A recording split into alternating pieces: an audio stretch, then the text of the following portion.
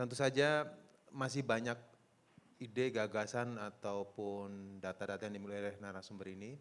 Tentu saja akan menjadi semakin menarik seandainya Bapak Ibu semua berperan aktif untuk diskusi begitu ya.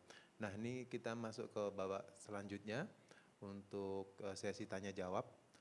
Saya antara bertanya dan berkomentar boleh ya, mohon Boleh, izin. boleh.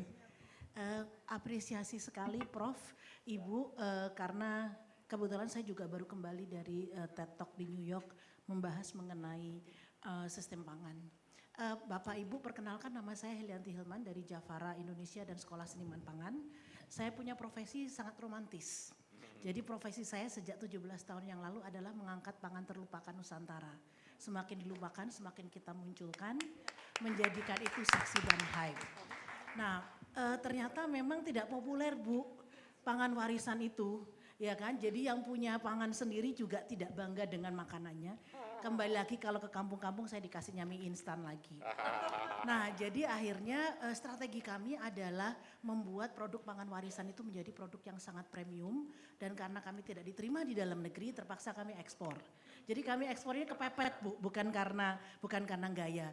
Nah alhamdulillah kami saat ini bermitra dengan 10.000 petani, perimba, nelayan, food artisans dari Aceh sampai Papua. Kami ada 600 produk di mana lebih dari 180 sertifikasi organik standar Eropa, Amerika, Jepang. Dan kami ekspor ke 30 negara di 5 benua.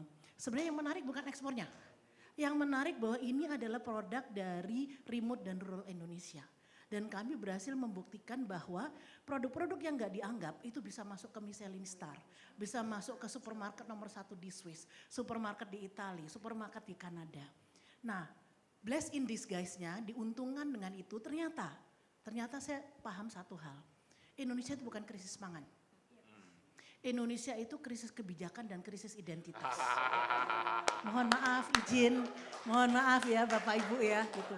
Nah jadi krisis kebijakan dan krisis identitas.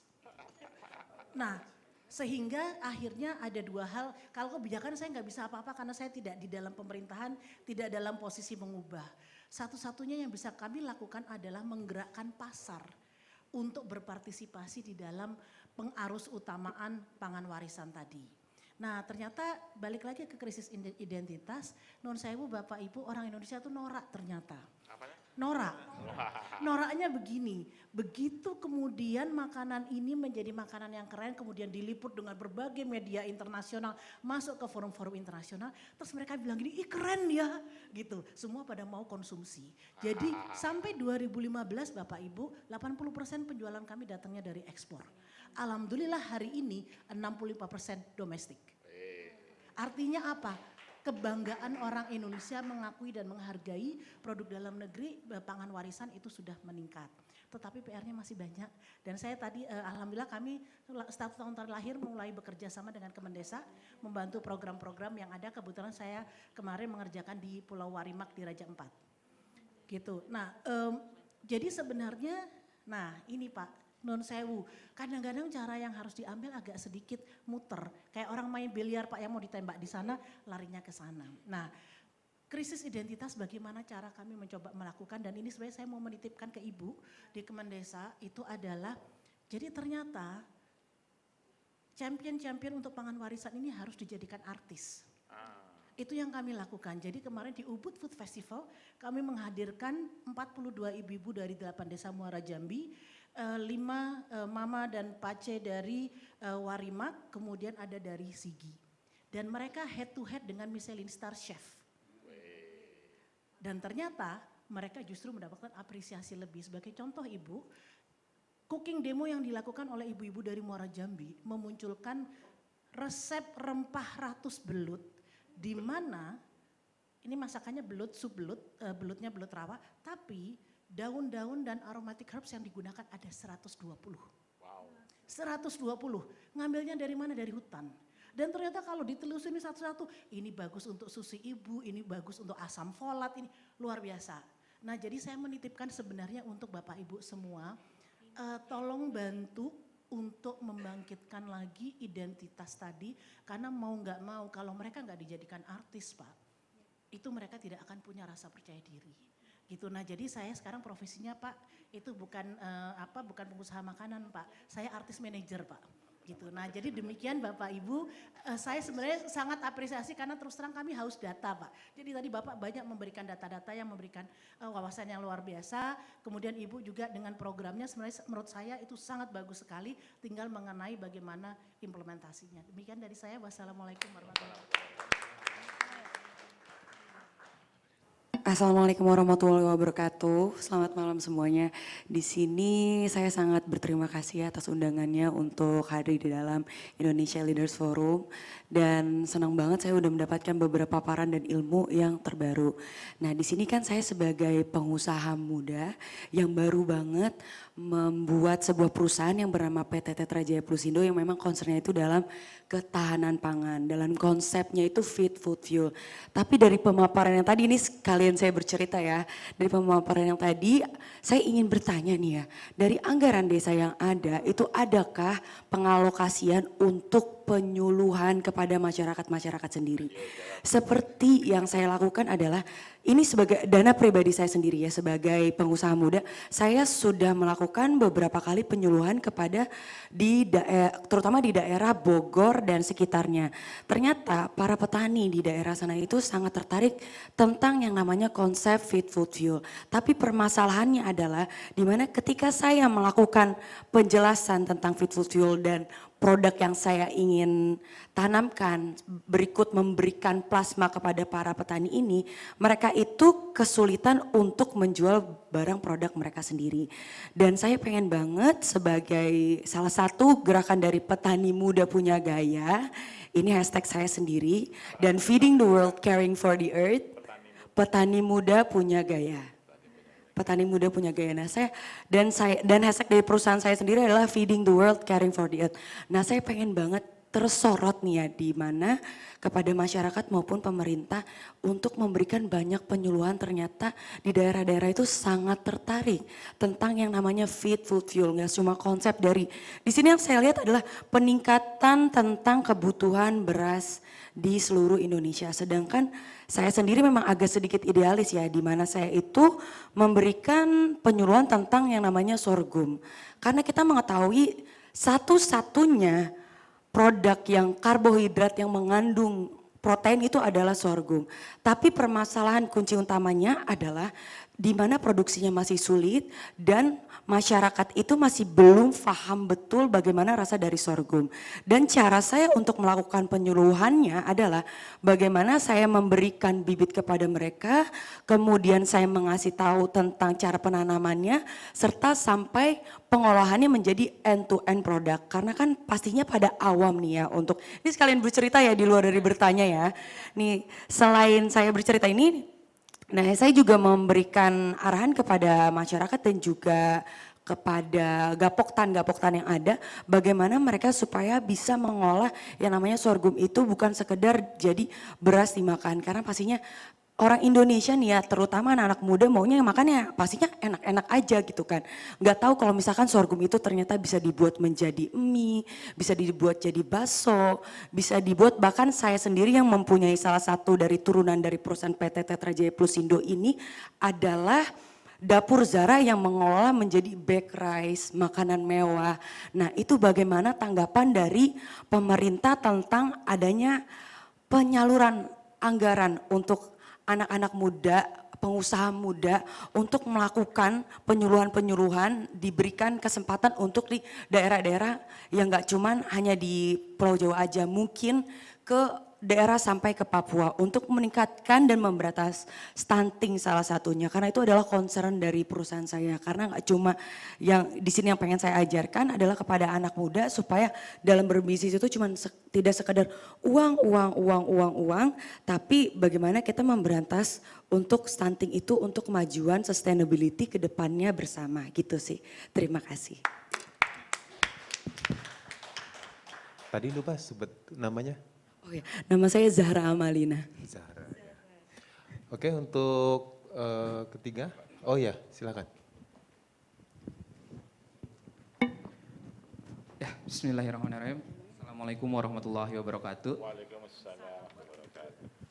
Prof, perkenalkan saya Irfan Bu Dari Ciwidey. Ciwidey itu lokasinya di Bandung, desa terakhir sebelum tempat pariwisata. Nah, kalau sering ke Bandung, ke Kawah Putih, desa terakhir itu tempat kami, Bu. Kami berasal dari pondok pesantren, Pondok Pesantren Al-Ittifaq, Pak. Pondok Pesantren Al-Ittifaq, kami bergerak di sektor hortikultura, Pak. Mulai dari tahun 90-an atau 70-an yang dimulai oleh gagasan oleh kakek saya. Kemudian dari tahun itu, mulai tahun 92-an, kakek saya menggagas untuk mengumpulkan para petani-petani di lokasi tersebut dengan jumlahnya tidak banyak, hanya 3 kelompok tani, untuk dikirimkan produk-produknya ke modern market. Tahun 92 sampai sekarang masih berjalan, Bu. Tantangannya seiring berjalannya waktu berbeda-beda. Kalau generasi pertama itu yang digagas oleh kakek saya itu bagaimana cara mengumpulkan petani-petani untuk bisa bergabung menjadi satu dan memberikan pemasarannya dalam satu pintu, Pak. Supaya apa? Supaya bargaining position petani ini kuat. Itu yang dilakukan oleh almarhum kakek saya. Terus masuk ke saya, ternyata saya tidak berpikir bagaimana membesarkan para petani-petani lagi. Karena saya dalam naungan pondok pesantren, saya berpikir gimana ekosistem yang ada di Ciburial, di Ciwidey ini bisa direplikasi di lokasi-lokasi yang lain. Saya berpikir saya nih di pesantren, kalau saya ingin mereplikasi hal yang sama di pesantren-pesantren lain, ini akan jauh lebih mudah karena memiliki visi yang sama. Awalnya saya berpikir seperti itu, Prof. Tapi pada kenyataannya itu tantangannya jauh lebih besar. Ketika saya masuk ke pondok pesantren, pondok pesantren kamu punya jamaah, yang namanya jamaah di pondok pesantren itu sami'na wa ata'na ke kiai. Apa yang dikatakan kiai pasti mereka lakukan. Begitu juga yang dilakukan oleh kakek saya. Hampir semua 270 petani binaan, tidak sebanyak ibu, itu adalah alumni santri. Dan sekarang ada sekitar 576 petani yang bergabung sama kami. Kalau ibu datang ke Modern Market, di sana ada 365, di Jakarta, Lampung sampai Cirebon, itu adalah sayuran-sayuran yang dikirimkan oleh petani-petani kami. Dan mereka, kami berikan saprodi-saprotan dan membayarkan saprodi-saprotannya bukan dengan uang, tapi dari hasil sayuran yang mereka produksi. Setiap hari sepanjang tahun tanpa ada jeda waktu. Bu, Pak, saya ingin bertanya, yang kami lakukan di Ciburial yang lingkupnya sangat kecil sekali, dan kami dan pemerintah waktu itu mendorong kami, tolong yang dilakukan oleh Al-Ittifaq direplikasi di yang lain. Awalnya kami berpikir kita bersemangat untuk melakukan replikasi di tempat-tempat yang lain di 11 provinsi waktu itu, dan sekarang ada sekitar 120 pondok pesantren yang mereplikasi model bisnis yang kami lakukan. Apa jawabannya, Bu? Dari 120 ini ternyata hanya hitungan jari yang bisa mereplikasi. Karena apa? Karena mereka berpikir ini kan pondok pesantren yang punya jamaah, udah jangan berpikir tentang ekonomi, tapi berpikir tentang gimana caranya menjadikan SDM yang bagus. Ya itu betul, tapi di sisi lain ada ekonomi masyarakat di kampung yang harus kita angkat, Pak. Nah, ini bagi saya beban, Pak. Beban ini saya lempar ke Prof, saya lempar ke Ibu, gimana caranya beban yang saya tanggung ini bisa saya share supaya apa? Supaya beban ini enggak saya tanggung sendiri. Itu yang ingin saya sampaikan. Satu hal, Prof. Ternyata saya menyadari sekarang, Prof, apa yang kami lakukan sekarang dengan lingkup hanya di sekitar kabupaten, dan sekarang sudah meluas ke 3 provinsi yang menjadi binaan kami, dan lebih meluas lagi sekarang menjadi 11 yang mereplikasi model bisnis kami. Bahkan, Prof, yang mengendorse-nya bukan pejabat sekelas gubernur, tapi sekelas presiden sampai datang ke kami, Prof. Coba direplikasi, tapi halangan yang sama tuh selalu ada, yaitu di SDM. Mereka SDM-nya berpikir, iya di Ciwidey itu lahannya subur dan lain sebagainya, tapi di lahan kalian juga subur kok kalau kalian mengolahnya dengan baik gitu. Nah, Prof, tolong kasih saya jalan gimana caranya model bisnis ini bisa direplikasi di tempat-tempat yang lain. Karena tahun kemarin kami diundang oleh PUM Netherlands Senior Expert ke Belanda. Satu hal yang mereka katakan, yang kamu lakukan saat ini, model bisnis yang kamu lakukan saat ini adalah model bisnis yang dilakukan oleh negara Belanda yang sudah lama ditinggalkan dan sekarang akan dikembangkan kembali untuk menghadapi krisis masa depan. Orang luar saja sampai melihat seperti itu, Prof. Tinggal di kami dari 2017 sampai sekarang. Tapi ini negara kok nggak ngelihat, Prof. Tolong bantu bukan bantu untuk kami, bantu untuk desa-desa yang ada di sekitar, bukan di sekitar, yang ada di seluruh Indonesia lah. Mungkin itu yang saya aturkan, mohon izin, itu beban yang kami share ke Prof dan ke Ibu. Akhirul kalam, wassalamualaikum warahmatullahi wabarakatuh.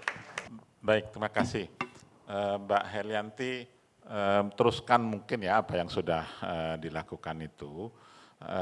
Tapi sama dengan tadi, kalau ada case atau bahkan direplikasi kepada tempat-tempat lain, ada beberapa local champion yang ikut, saya menduga itu dampaknya akan lebih dahsyat. Demikian juga sama Pak Ustadz gini, Pak Irfan, ya kan Ustadz juga kalau ya, Ustadz.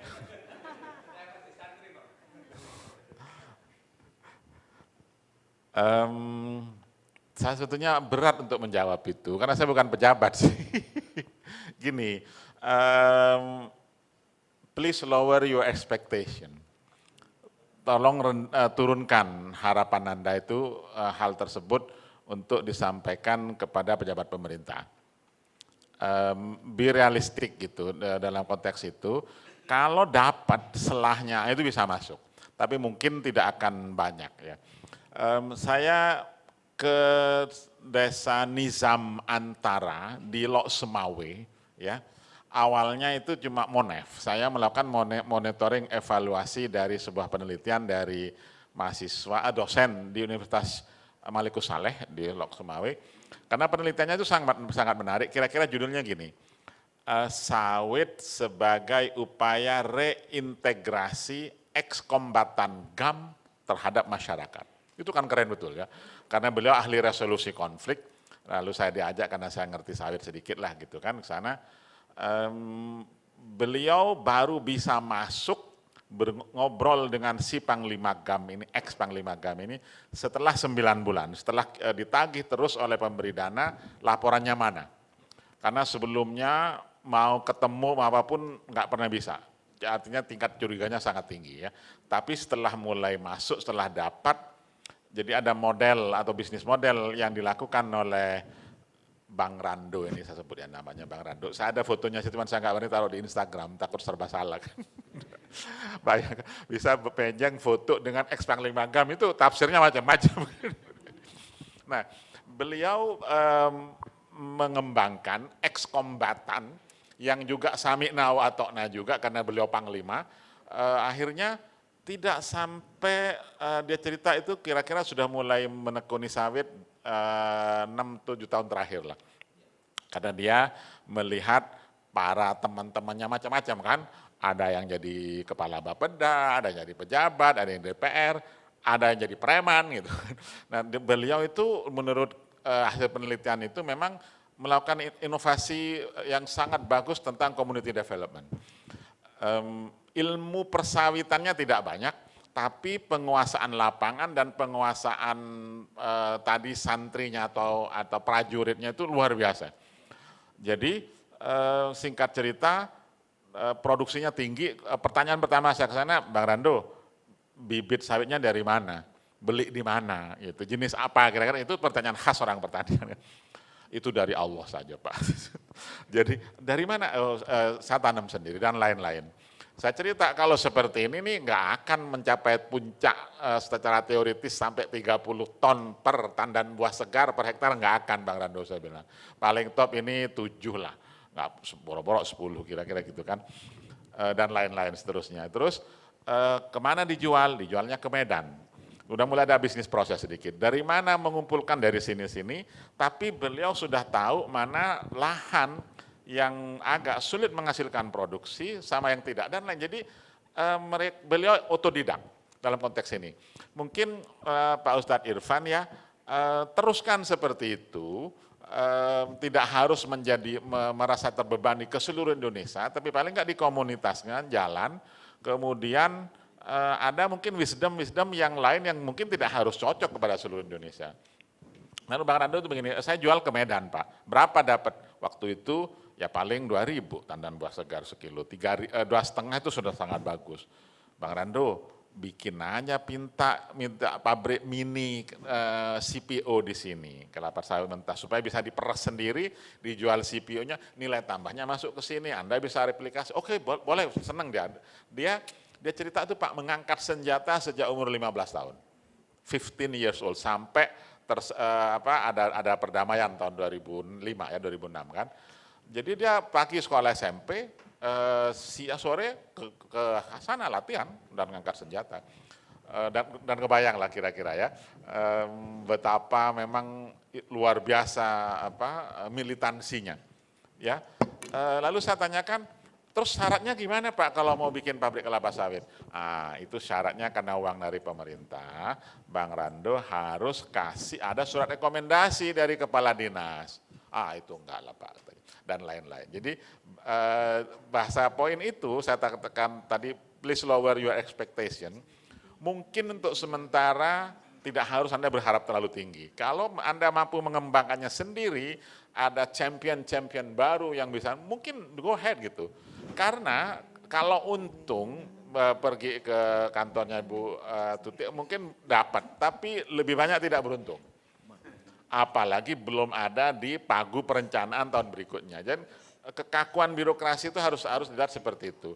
Kecuali kalau bahkan level Kang Teten sekalipun, ya level Pak Menteri, Pak Gus Halim sekalipun, jika memang tidak ada nggak akan berani. Mereka diskresinya bisa jadi urusan di Kejaksaan Agung gitu.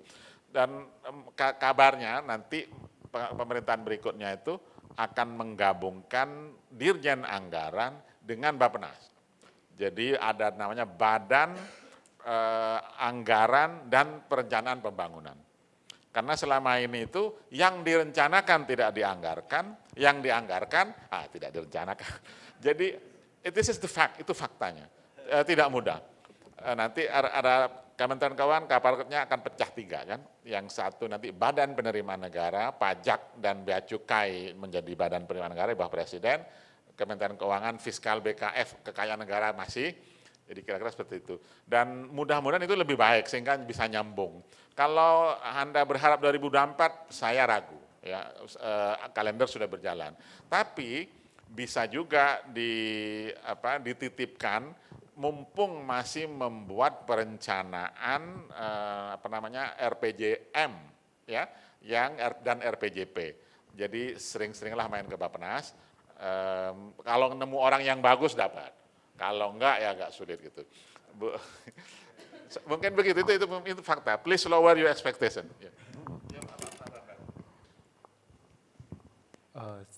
Bapak mau berpendapat atau bertanya ini? Ya, silakan.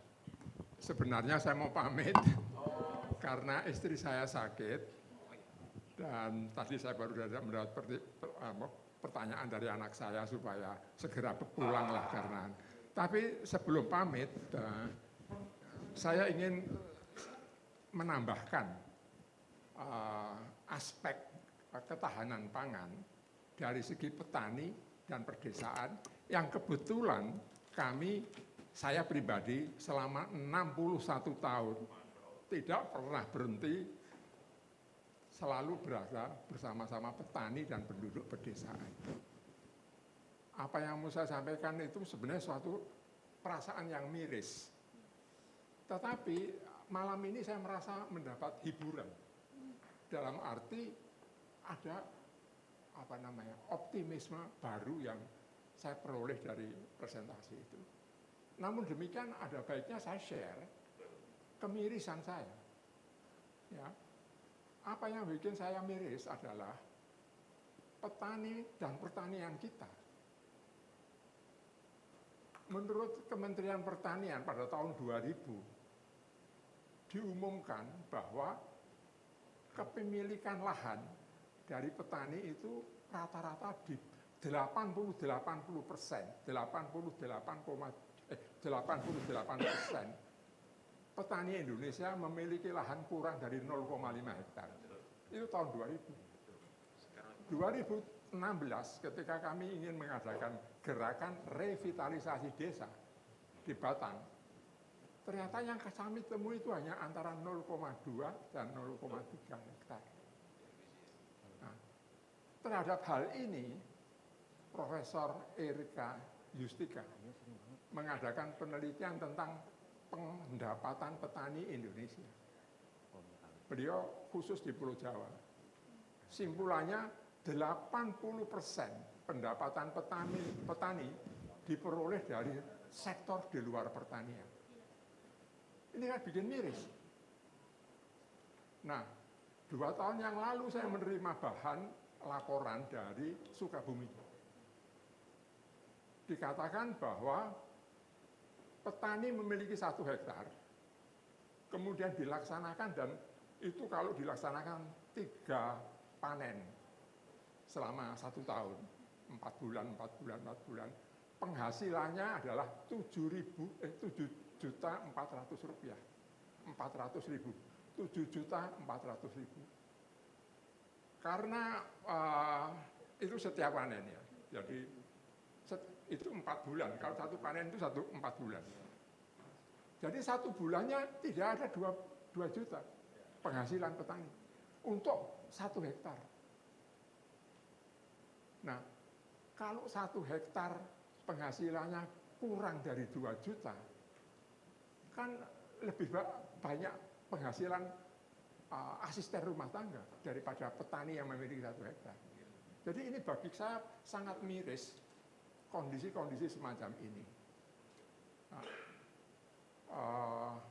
keadaan semacam ini lebih-lebih tentang desa, itu bagi saya lebih miris lagi karena gudang kemiskinan di negara ini adalah desa. Nah, gudang kemiskinan di desa-desa itu disebabkan oleh apa?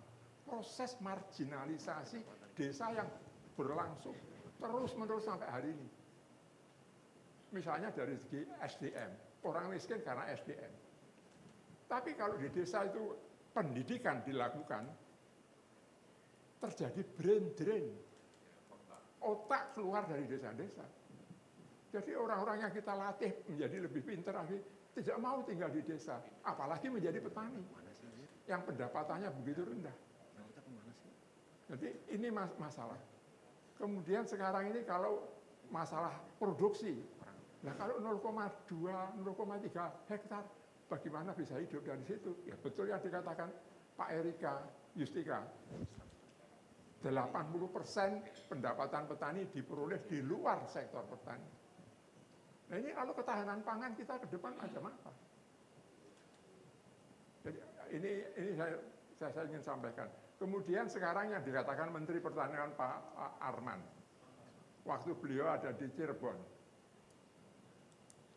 1 kilogram bawang merah di Brebes, harga 15.000 di tingkat petani.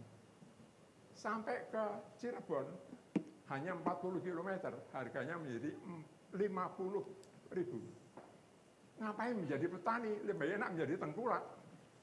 Tidak punya resiko, tapi punya penghasilan lebih banyak. Ini semuanya menurut pendapat saya desa-desa juga akan menjadi semakin miskin. Nah, apa yang harus dilakukan? Inilah yang saya sampaikan, saya usulkan kepada Menteri Desa supaya ada gerakan revitalisasi desa. Bukan hanya karena adanya bantuan dari atas dan sebagainya, tapi menggerakkan semua unsur-unsur yang ada di desa, termasuk petani-petaninya sendiri, termasuk pengusaha-pengusaha sekitar kabupaten. Desentralisasi pusatnya tidak lagi di pusat, tetapi kabupaten-kabupaten. Tapi bupati-bupati kebanyakan tidak siap. Ini terus terang aja, sorry saya share keprihatinan yang kami rasakan dari waktu ke waktu, sedihkan selama 61 tahun saya berada di dalam gerakan. Mohon maaf Pak Bustanul, Profesor Bustanul, Bu, mohon maaf. Saya harus mundur dulu karena tadi istri saya sakit dan saya sendiri juga tidak muda lagi dengan mohon maaf. Ya, terima kasih Pak. Terima Semoga kasih, Pak. Ibu lekas sembuh.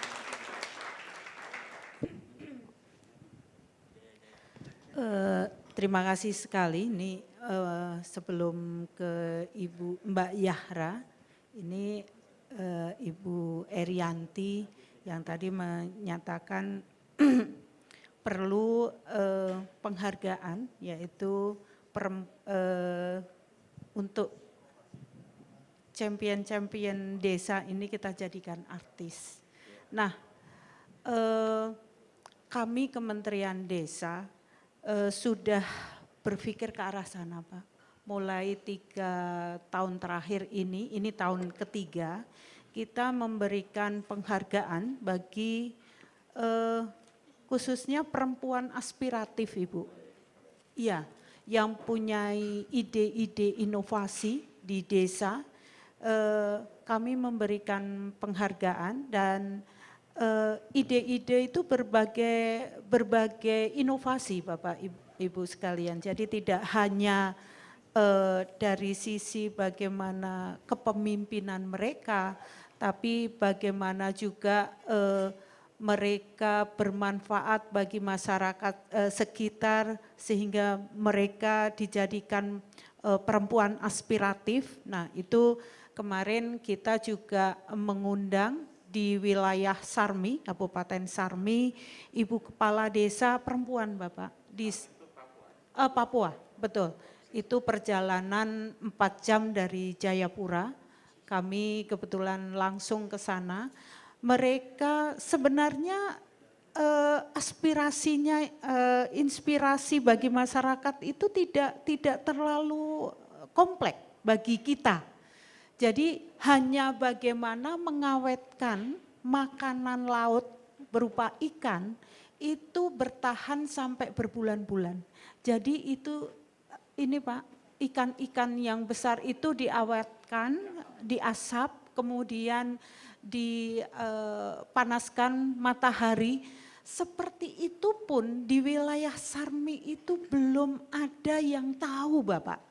Baru satu-satunya ibu itu yang tahu bagaimana mengawetkan ikan, kemudian proses asap, kemudian mengajak kelompok-kelompok masyarakat itu untuk mereka mengusahakan itu sehingga selain untuk komoditi keluarga, untuk pemenuhan gizi protein juga dijual ke pasar.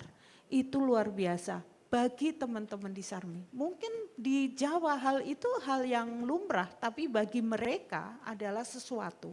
Nah itu contohnya dan kami siap nanti Ibu Erianti kalau misalnya ada ide-ide di wilayah seluruh Indonesia, ada hal-hal yang perlu kita angkat, kami siap untuk kita melakukan kolaborasi kita kalau jauh bisa melalui Zoom pada saat kegiatan penghargaan perempuan inspiratif ini bisa kita masukkan sebagai salah satu perempuan yang kita berikan penghargaan itu.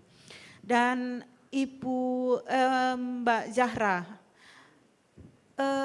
kalau terkait penyuluhan, ini bantuan langsung dana desa belum bisa Pak, belum bisa.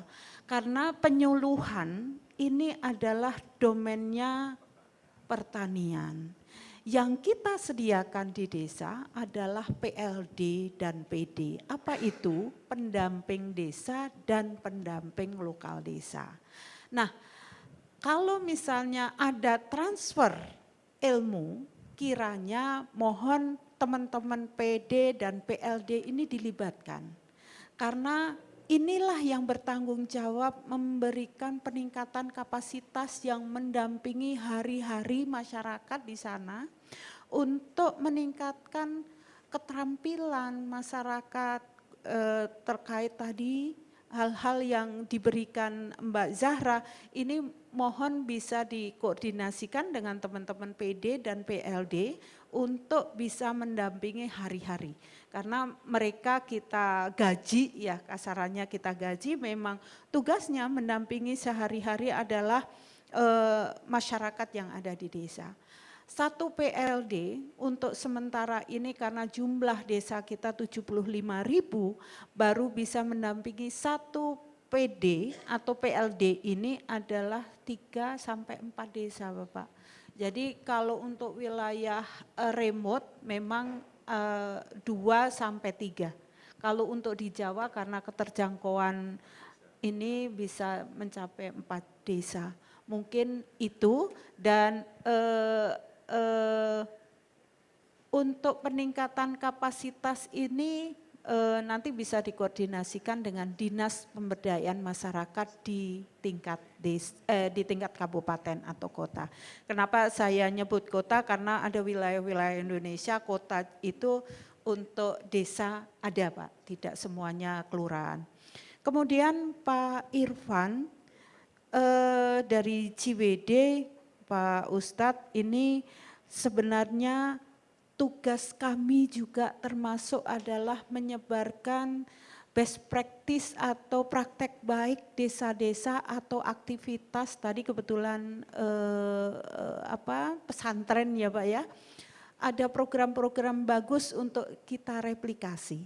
Nah, memang untuk kami bicaranya level desa Pak. Jadi ada program baik di desa misalnya Ciwidey, nanti kita akan kemas dengan publikasi berupa biasanya kita sesuaikan dengan tema kita. Misalnya peningkatan ekonomi, misalnya seperti itu kita ada panduan.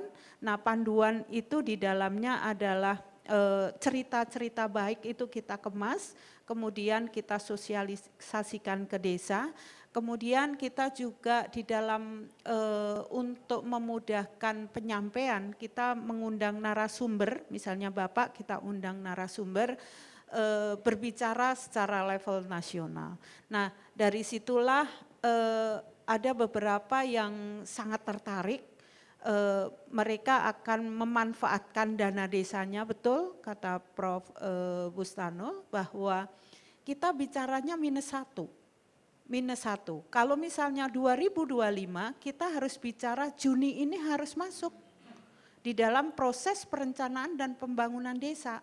Sehingga apabila nanti program-program Bapak, apa sih yang menjadi unggulan dari program Bapak, bisa kami mohon di-share, nanti kita bisa istilahnya sosialisasikan. Kemudian kita juga akan mengundang narasumber Bapak misalnya tahun ini, baru bisa kita lakukan di tahun 2025.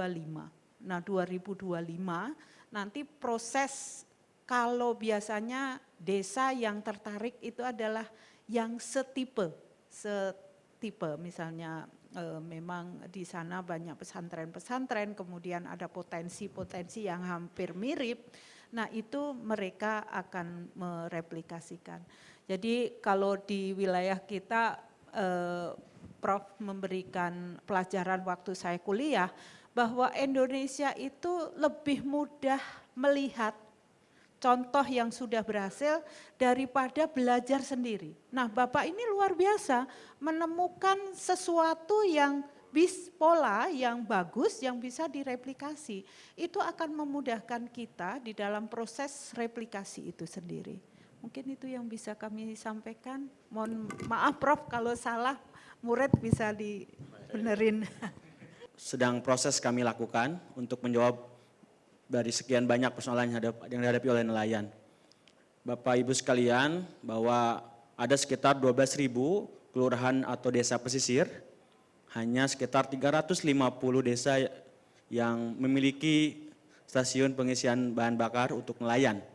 Nah, sekitar 350-an lah Bu, kurang lebih. Mungkin Ibu bisa berkoordinasi dengan Pertamina terkait hal ini untuk lebih, karena kalau soal data, Bapak Ibu yang di pemerintahan tentu lebih kuat ketimbang kami. Nah, kami di KNTI mencoba menghadirkan SPBU itu karena bagaimanapun 60% biaya operasional nelayan itu terserap untuk kebutuhan energi, dalam hal ini bahan bakar. Nah, kita baru sekitar 5 atau 6 tempat yang kita hadirkan. Harapannya mungkin sama dengan agenda Kementerian Desa, energi ini lebih dekat dengan nelayan. Karena Bapak Ibu sekalian, jangan bayangkan ketika kita semua membeli BBM ke SPBU, nah, nelayan ini perlu surat-surat. Satu surat di Dinas Kelautan, satu surat di Kementerian Perhubungan, dalam hal ini KSOP. Nah, jadi tidak mudah. Nelayan tidak mudah pergi ke laut karena sumber energinya begitu rumit. Kemudian juga ketika di laut, nelayan yang merupakan orang berani, karena nggak semua, kalau nggak ada orang-orang berani ini nggak ada nelayan dan nggak ada ikan di meja-meja kita semua. Nah, kemudian yang kami harapkan, jika ada mungkin desa pesisir ya, yang benar-benar orientasi pembangunannya ke pesisir, ya mungkin kalau pemerintah kita segaris besar belum mempunyai orientasi pembangunan ke laut, nah mungkin minimal desa-desa pesisir ini memiliki orientasi pembangunan kepada sektor laut. Jadi apabila mungkin ada desa pesisir yang menjadi percontohan, boleh kiranya kebetulan juga pengurus-pengurus KNT dari Aceh sampai Papua ada beberapa yang menjadi pengurus desa, nah, mungkin bisa difasilitasi terkait dengan mungkin magang ke desa pesisir yang sekiranya menjadi kebanggaan atau menjadi pilot project dari Kementerian Desa yang menjadi desa pesisir percontohan. Karena di koperasi ada itu Bu, kita magang ke koperasi yang lumayan maju. Demikian Ibu, terima kasih. Nanti kami akan juga sampaikan ada buku soal persoalan nelayan terhadap perubahan iklim dan kaitannya dengan pangan. Terima kasih Ibu. Sama tadi si Kang Irfan ya dari Bandung yang Prof sampaikan tadi ya, jangan terlalu tinggi harapan dari pemerintah lah katakanlah, tapi tetap harus kenal baik dengan bapak-bapak dari Bapak Ibu kayak Bu Anas ya, nanti kita kenalan Bu ya. Karena bagaimanapun juga itu tetap harus ada programnya di pemerintah, barangkali kita bisa ikutan nebeng gitu ya. Tapi intinya kita bergerak bersama. Nah, saya tertarik dengan Mbak pengusaha muda yang cantik ya. Udah muda cantik lagi. Semangatnya luar biasa tadi, dan Bu Helianti. Ibu Helianti ya, betul. Ya, karena inovasi-inovasinya dan gerakannya itu betul luar biasa dan benar-benar dari sepenuh hati saya rasa ya, sama kita dengan kita. Nah, tadi ada pertanyaan sebenarnya, saya juga sama dengan Bu Helianti dan si Mbak pengusaha Mbak Zahra ya. Apakah kita bisa berkolaborasi dengan pemerintah untuk satu program, sama dengan Kang Irfan juga, untuk sama-sama menggerakkan, karena pada dasarnya kami semua ini adalah orang-orang yang punya yang kita tidak krisis identitas, kita punya identitas yang kita juga kalau kebijakan memang itu agak menyulitkan kita karena tidak bisa mempercepat kita, tapi kita akan tetap berjuang. Nah, tadi dalam pembahasan ini kita setuju bahwa fokus dari ketahanan pangan ini memang harus desa. Kemudian saya kalau boleh tadi permasalahan oleh Prof. Bus juga, ya udah jelas sekali bagaimana peta kita, dan ada satu hal mungkin tadi yang saya lihat belum terbahas adalah bagaimana sebenarnya lahan-lahan kita ini apakah masih cukup bagus untuk terus digenjot. Tadi ada di datanya padi tadi sudah mentok. Nah, apakah bisa kita lihat apakah memang kapasitas lahan kita sudah sangat terbatas gitu. Katakanlah sudah jenuh. Nah, saya melihat beberapa hal mungkin kita harus kembali ya seperti yang Kang Irfan bilang tadi dalam diskusi bahwa sistem repolasi hijau yang dikembangkan bersekian lama ya menghasilkan produktivitas yang tinggi itu hari ini sudah tidak bisa lagi. Dan sekarang saya lihat ada beberapa ini baru ya, kutub yang baru ya, bahwa pertanian itu harus kembali seperti yang orang-orang tua kita dulu sebenarnya kembangkan ya. Itu yang dinamakan dengan mungkin beberapa ini bilang circular agriculture. Ya. Maaf Pak Agus, bisa dipersingkat Ya, lagi? circular agriculture. Nah, itu kalau makasih. Kalau itu kita tetap input pertanian seperti hari ini, di mana produktivitasnya tidak banyak lagi meningkat dengan penambahan input pertanian yang tidak signifikan lagi, bahkan justru penambahan input yang begitu banyak tidak menaikkan lagi cukup produktivitas dari bahan pokok pertanian. Nah, ada satu hal yang ingin saya garis bawahi di sini mungkin ya. Di samping itu tadi perlu ditingkatkan dengan terus mencari cara yang efektif untuk meningkatkan produktivitas yang pertanian yang berbasis pada food web, soil food web, ini ahli soil dari ilmu tanah. Kita kembalikan kepada mikroorganisme lagi, sistem budidaya leluhur lagi. Ada satu hal di sini mungkin satu poin ya, bahwa ketahanan pangan kita sekarang atau kebijakan pemerintah sekarang dalam pemberdayaan masyarakat itu ada yang lag, yaitu bagaimana ini tantangan juga Bu dan dari pemerintah, bagaimana melibatkan masyarakat petani, masyarakat kecil supaya mereka tidak hanya menjadi objek dari pembangunan, tapi mereka harus menjadi subjek yang dilatih, diberdayakan untuk memenuhi kebutuhan pangannya sendiri. Di level yang paling kecil di desa. Nah, jadi Ibu tadi saya ingin nanti konsultasi, ingin sama-sama coba kita ke desa, sumber anggaran desa itu bisa kita mulai contohkan. Yang paling populer hari ini adalah program makan siang gratis di sekolah. Oke bagus, mungkin kami sudah nangkap Ya. poin pentingnya, Ya, nanti bisa. satu ini aja lagi. Program makan siang gratis di sekolah harus diupayakan berdasarkan pada apa yang dihasilkan di tempat, di sana. Kemudian diolah menjadi aneka makanan yang oleh Ibu Helianti bilang, kita punya potensi begitu banyak, dan jadikanlah itu menu makan siang di sekolah, menu makan ibu hamil, dan menu anak-anak balita, supaya stunting bisa teratasi, ya IQ bisa dinaikkan, kemudian apa yang ditanam oleh petani bisa dibeli langsung dalam level yang paling dekat di situ. Okay. Ya, di disparitas harga tadi yang bawang itu nggak akan terjadi. Mungkin itu, ya saya ingin bicara banyak, sebenarnya saya sudah tulis, tinggal tunggu aja dari Republika, mudah-mudahan betul-betul keluar. Saya kasih judulnya makan siang gratis. Ya. Terima kasih Pak Agus. Ini ada beberapa poin pertanyaan yang nanti bisa diskusikan lebih lanjut. Ya, jadi Ibu nanti kami akan konsultasi, diskusi supaya bisa programnya bisa kerjakan bersama. Sinergi, jadi mudah-mudahan bisa terlaksana bersama. Makasih. Terima kasih Pak Agus. Satu lagi ya, ini karena sudah jelang jam 10, mungkin lebih. Selamat malam semua, nama saya Wijayanto. Kang Iwan sebagai moderator, saya mengangkat 3 angle nih. Yang pertama, tak satu pun membahas tentang solusi yang bersifat aplikatif. Dalam hal ini adalah penggunaan teknologi pertanian. Penguasaan teknologi pertanian di anak bangsa sudah sangat tinggi sekali. Kami sudah pakai IoT Pak, sudah pakai AI Bu. Jadi sebagai contoh, padi kami sudah berhasil sampai 11 ton per hektar. Jagung varietas Pionir 21 kami berhasil 11 ton itu di mana Pak? 11 ton per hektar itu di mana? 11 ton di Cisaat Pak, di Bekasi. Kemudian kami berhasil jagung, Prof Bus, untuk Pionir 21 kami berhasil 23 ton per hektar. Sumo kami berhasil 14 ton per hektar.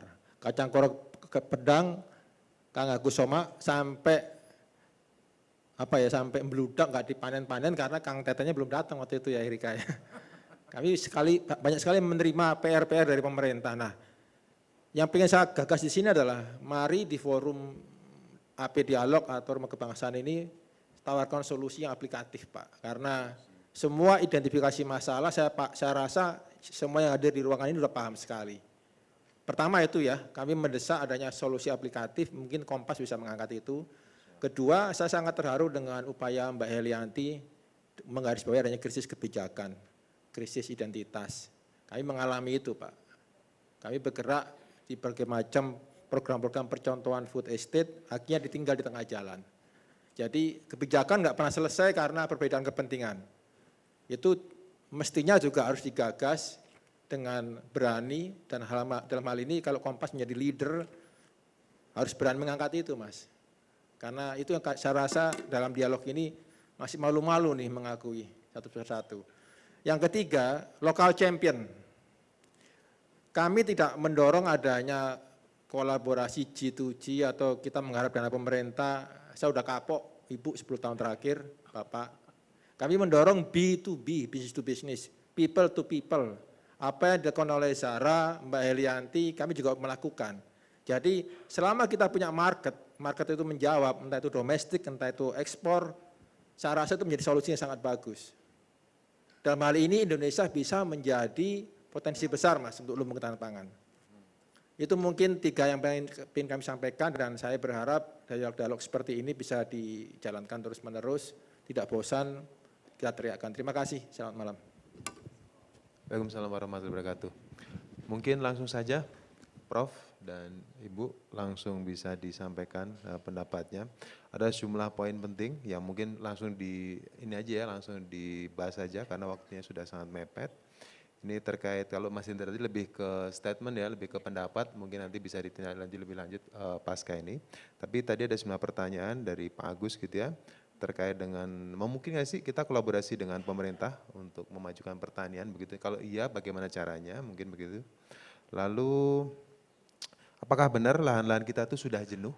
Apakah masih bisa untuk diimprove lagi menjadi lebih meningkat begitu ya. Beliau juga menyinggung terkait dengan circular agricultural, itu seperti apa. Lalu tadi terakhir ada 3 hal penting terkait dengan solusi real dari yang bisa diaplikasikan itu seperti apa terkait dengan kondisi pertanian saat ini. Beliau juga menyinggung terkait dengan local champion, mungkin tepatnya lebih ke local hero begitu ya. Kalau dengan hadirnya local hero ini akan mendorong improvement dari dasar menjadi lebih luas lagi tanpa harus menunggu uluran tangan dari siapapun termasuk dari pemerintah. Mungkin bisa langsung dijawab Prof dan Ibu. Baik, makasih. Mas Hendra, kompleks pertanyaan Anda terlalu kompleks itu. Jadi kalau membahas dengan teman-teman pemerintahan itu mungkin sepotong-sepotong dan itu harus diterima. Nggak akan sekaligus akan terpecahkan. Dimulai dari beberapa simpul, kemudian bisa ngisi, tapi juga pilihan untuk menyederhanakan prosedur tanda tangan untuk memperoleh solar subsidi. Jadi itulah fakta kita, dan sekali lagi sudah dibahas di tingkat yang lebih tinggi pun nggak selesai sekaligus, setahu saya ya. Oleh karena itu memang memerlukan kesabaran khusus. Memang begitu urusan dengan pemerintah itu harus terima dulu. Memang harus seperti itu, tidak mudah seperti kita kan, kita kadang gemes, harusnya begini, kayaknya sih nggak ada harusnya, serius. Jadi Anda harus berputar sendiri solusinya, satu-satu, nggak usah jauh-jauh, kita semuanya kan kalau yang menggunakan solar subsidi, saya sih nggak punya solar ya, itu kan sehari dijatah sekian, lupa saya 60 liter, dan itu yang akan terjadi di sana. Bahkan untuk traktor, itu Anda juga nggak akan bisa beli pakai jerigen, dan lain-lain lah. Jadi memang itu fakta, sudah sampai diangkat di tingkat rapat kabinet juga nggak sesederhana seperti itu. Jadi memang perlu sabar demikian. Kang Agus gini, yang disampaikan itu gini, 66%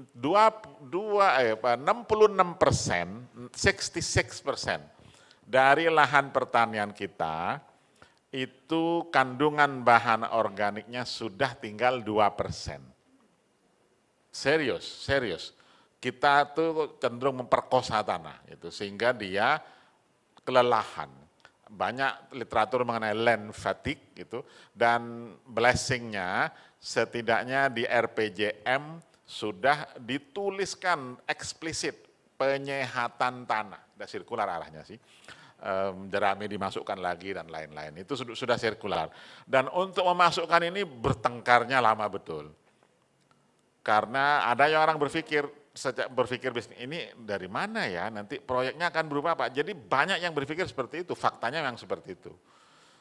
Akhirnya tapi udah masuk ke sana, nanti bukan sekedar pertanian organik, tapi memang soil health, improvement of soil health.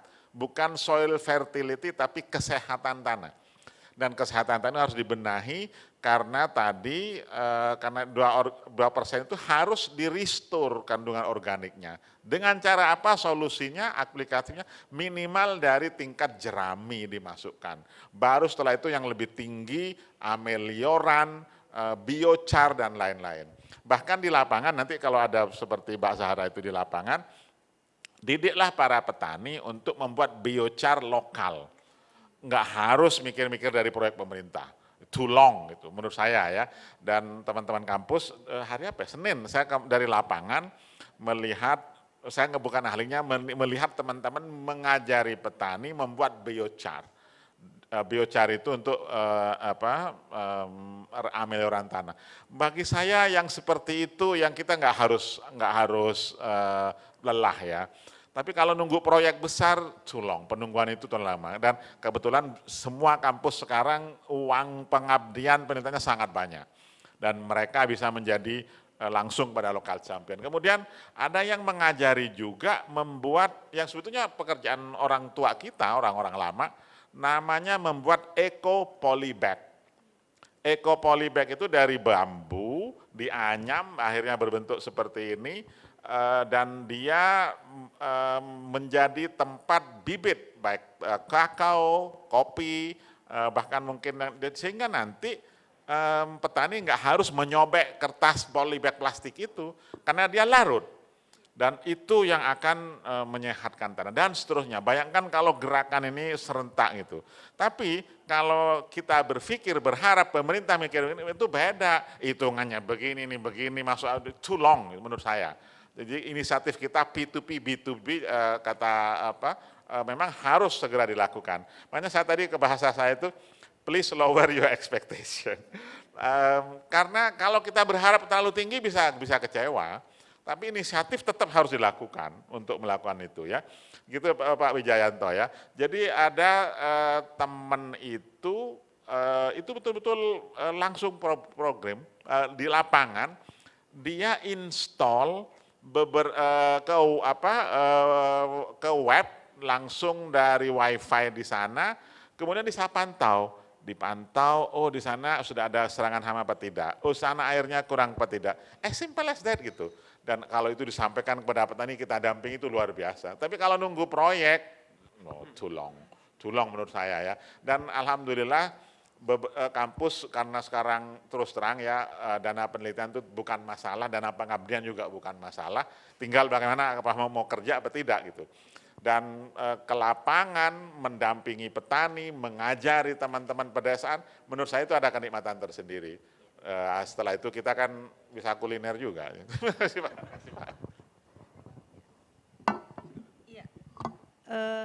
Terima kasih Pak Indra. Pak Indra tadi sudah dijelaskan oleh Prof. Bustanul. Mungkin yang bisa kami tanggapi adalah apakah ada contoh desa pesisir yang bisa kita belajar di sana. Nah nanti kami ada beberapa contoh, mohon kontak HP-nya untuk kita bisa berdiskusi lebih lanjut.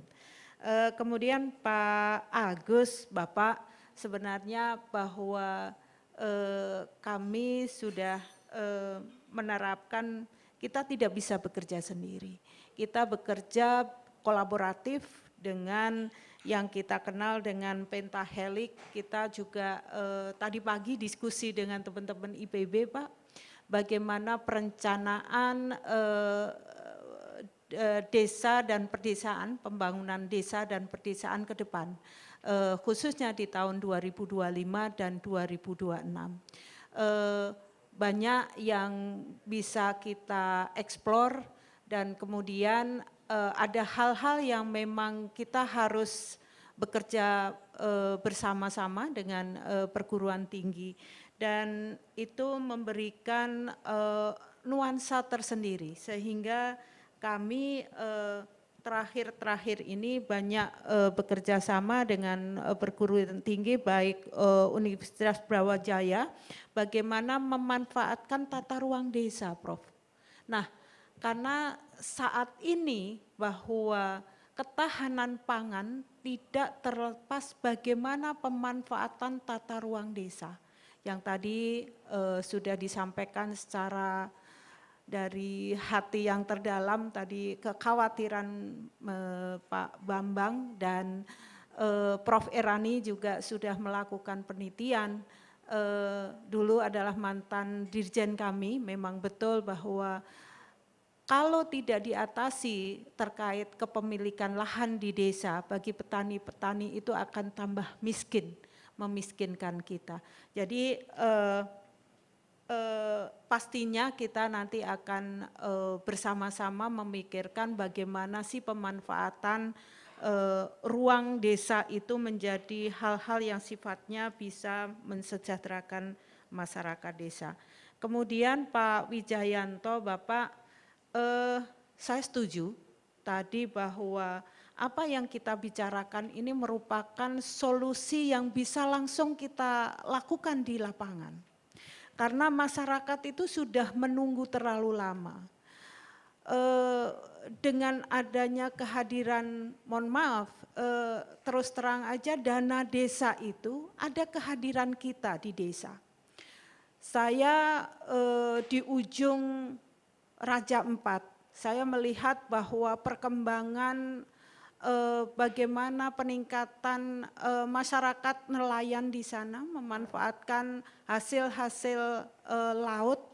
Dengan adanya dana desa ini mereka sudah berbuat banyak, karena ikan-ikan yang biasanya tidak termanfaatkan dengan baik mereka bisa mengolah menjadi keripik, menjadi kerupuk yang Masya Allah enak sekali. Hanya kita dampingi cara mengolahnya dengan telaten, kemudian dengan kemplang itu sudah bisa masuk di kota-kota di Raja Empat, kemudian hotel-hotel itu juga menerima hasil olahan para petani-petani di Raja Empat itu. Dan satu lagi Bapak Ibu sekalian, di Pegunungan Arfak di sana sayurannya luar biasa dan hasil buah-buahnya itu cukup kayak beda di Jawa, karena kalau saya lihat markisa itu di sana besar-besar Pak. Kemudian nenasnya itu tidak banyak item-itemnya. Jadi begitu dioncek itu udah langsung bisa dimakan. Nah di sana ada British Petroleum di sana, sehingga si fasilitator ini mendekatkan hasil-hasil masyarakat ini untuk bisa diterima di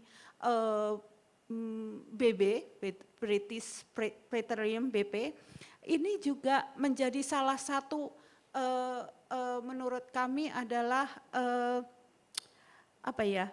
hasil kerjasama, dan berapapun hasil dari masyarakat diterima, itulah menurut kami luar biasa kerjasama yang mereka terima. Jadi local champion ini bukan hal yang sebenarnya tidak ada artinya atau tidak ada harganya, ternyata dihargai oleh yang namanya British Petroleum ini kan punya standar yang tinggi ya, tapi mereka menerima hasil pertanian itu.